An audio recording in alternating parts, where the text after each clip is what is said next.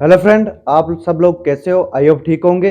आज मैं कोई क्वेश्चन नहीं लेकर आया हूँ, आज मैं कॉन्सेप्ट लेकर आया हूँ जो अक्सर एग्जाम में पूछा जाता है और हम क्या हो जाते हैं, कंफ्यूज हो जाते हैं। और एग्जाम में तो पूछा जाता है कंपटीशन में, और जैसे कि 5वीं क्लास, 6ठी क्लास, 7वीं, 10वीं, 11वीं, 12वीं, इनमें भी ये कॉन्सेप्ट पूछा जाता है।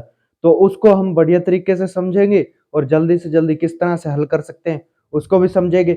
लेकिन एक और बात, ठीक है, कोई गांव से बंदा कोई स्ट्रगल कर रहा हो, ठीक है, कोई मतलब मैं जैसे स्ट्रगल कर रहा हूँ या कोई और भाई भी कर रहा हो, ठीक है, तो उसको डिमोटिवेट मत किया करो, क्योंकि आप उसको डिमोटिवेट करने की कोशिश करते हो और नेगेटिविटी फैलाते हो, ठीक है। तो ऐसा मत करा करो, हाथ जोड़कर विनती है, क्योंकि कोई गांव से किस परिस्थिति में स्ट्रगल कर रहा है पता है आपको?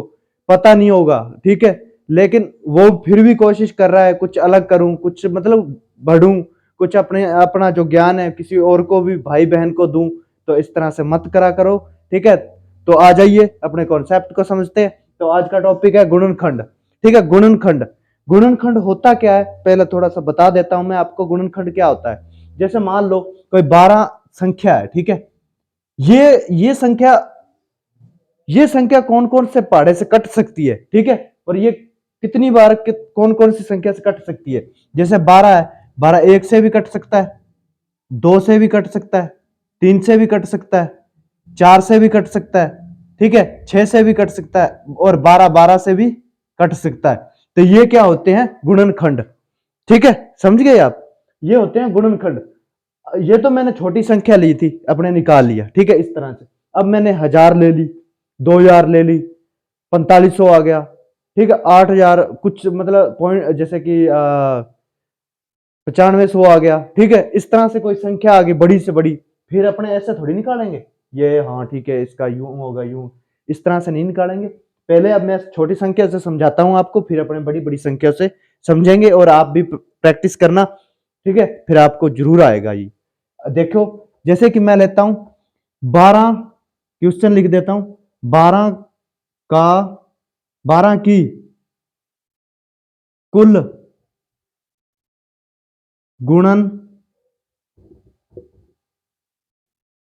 खंडों खंडों की संख्या, ठीक है। मैंने कितनी निकाली थी? 1 2 3 4 5 6, और ये 6 है। ये तो हमने आंसर दे दिया इसका, ठीक है।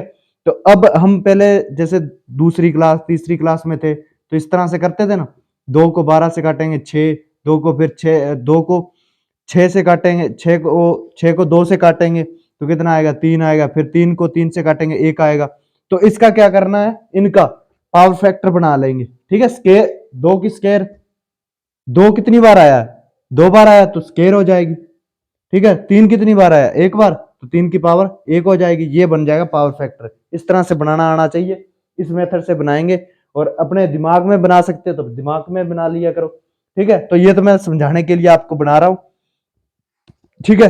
तो अब क्या करना है? जैसे 12 की कुल गुणनखंडों की संख्या निकालनी है, तो क्या करेंगे? सबसे पहले दो, ये पावर है ना, ये ले लेनी है बस, नीचे वाले का कुछ काम नहीं है, ये पावर ले लेनी है। तो इसको 1 बढ़ाकर 3, इसको मल्टीपल कर देंगे, इसको 1 बढ़ाकर 1 को बढ़ाकर, ये देखो, 1 को बढ़ाकर 2 लिख देंगे। कितना आ गया? कितना आ गया? 6। तो ये क्या आ गई? 12 के कुल गुणनखंडों की संख्या आ गई, ठीक है। इस तरह से निकाल सकते हो। अब ये क्यों, यही क्वेश्चन है, ठीक है। 12 की कुल सम, 12, 12 का 12 की कुल सम गुणन खंडों की संख्या, इसको भी निकाल सकते हैं। यही यही पावर फैक्टर ले लेंगे, 2 की पावर 2 इंटू 3 की पावर 1, ठीक है।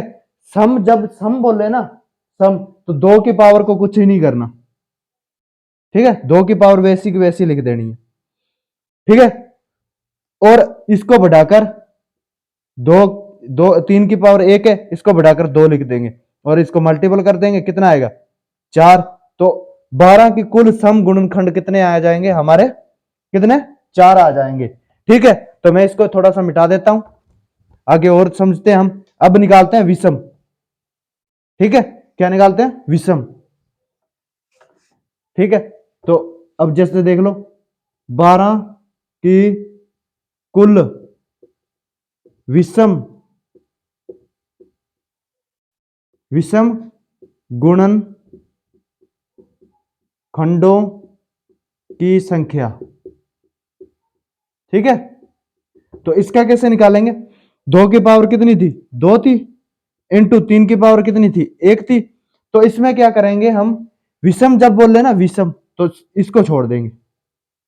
ठीक है, तो इसको बढ़ाकर लिख देंगे 2। तो 12 की कुल विषम गुणनखंडों की संख्या कितनी है, 2 है। देख सकते हो आप, 12 के विषम गुणनखंडों की संख्या कितनी है, 2, ये रही। और सम कितनी आई थी अपनी, 4, 1 2 3 और 1 4। ठीक है, सम इतनी आई थी, ये देखो 1 2 3 4, इस तरह से भी देख सकते हैं। ठीक है, अब पूछे अभाज्य अभाज्य। ठीक है, तो अभाज्य निकालना सिखाता हूं मैं आपको। अभाज्य में कुछ नहीं करना। ठीक है, ये जैसे 2 की पावर 2 दे रखी है ना, इंटू 3 की पावर 3 दे रखी है, 3 की पावर 1 दे रखी है, तो इस पावर को जोड़ देंगे बस, अभाज्य का निकल जाएगा कितना, 3। ठीक है, आंसर। अभाज्य पूछे तो कितना, इस पावर को जोड़ देंगे। ठीक है, आई होप आपको वीडियो अच्छी लगी होगी और समझ भी आई होगी, और प्रैक्टिस करना। ठीक है, जरूर समझाएंगे आपको ये क्वेश्चन, कभी भी आप छोड़ोगे नहीं किसी भी क्वेश्चन में, किसी भी एग्जाम में। ठीक है, तो थैंक यू, धन्यवाद। वीडियो को ज्यादा से ज्यादा शेयर करना। ठीक है।